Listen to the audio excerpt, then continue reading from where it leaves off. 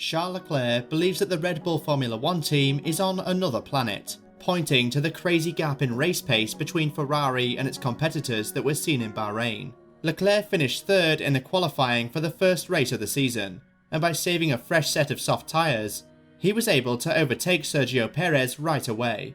Leclerc was forced to settle for third as leader Max Verstappen and Perez pulled away after the Mexican later got back ahead. On lap 40, he stopped on the track due to loss of power, which ended his race. Could Leclerc have beaten the Red Bulls if there weren't any issues? Let's find out.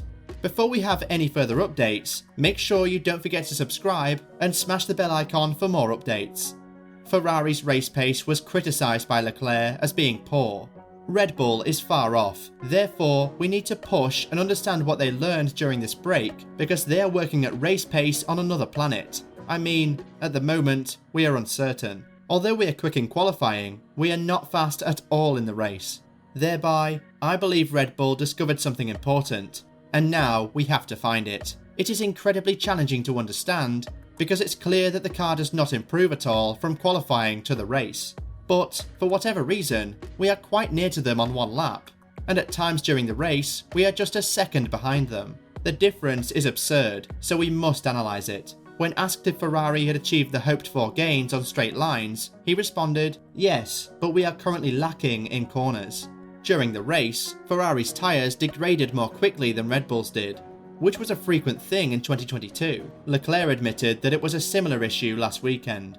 The team had previously explained that drivers' degradation was exacerbated by their need to work harder during races in order to stay up with the Red Bull's improvements. "I believe we are just slow," he said. "Although there may be some tyre degradation, eventually our performance will be poor.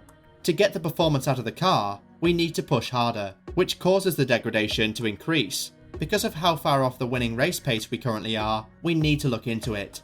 I believe that performance and ability are very difficult to separate. In the end, I believe we are simply moving too slowly in the race, and because of this, we are pushing hard and degrading the tyres.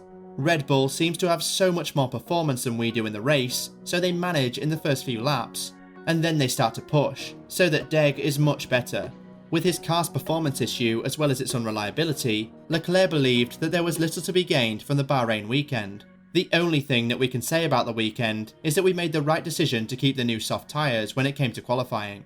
We got off to a fantastic start, but given what happened, that is obviously not enough to make me happy. For quite a few laps, we were in second place, which was honestly the most we could hope for. Then Checo passed us, which was only a matter of time because they're in a different pace class this weekend. We were unable to truly challenge them. All of that is irrelevant since we should finish the race. There wasn't enough time in the car for me to be able to compete with Red Bull, but it was all about managing the pace and the gap with the guys behind, which I was doing. Third was the logical way, but unfortunately, we were unable to finish the race. Despite a disappointing Bahrain Grand Prix, Ferrari remains certain that its current Formula 1 car design is able to compete with Red Bull. The Italian team had planned to take the initiative against Red Bull in the first race of the F1 season last weekend. Leclerc's power unit shut down while he was in third place, prompting Ferrari to look into what went wrong with it. Vasseur claimed that there had been no indication of a problem during pre-season testing or winter dyno runs. Instead, the issue had appeared out of nowhere. "We never expected seeing this," he continued. "We had it for the first time today. We didn't discover the same problem on the dyno, and we did not notice it at all while running the engine for 6,000 to 7,000 kilometers with the three teams last week." What are your thoughts? Can Ferrari be competitive against the Red Bulls this season? Let us know in the comments down below, and don't forget to like and subscribe for new upcoming videos of F1 Apex. Thanks for watching.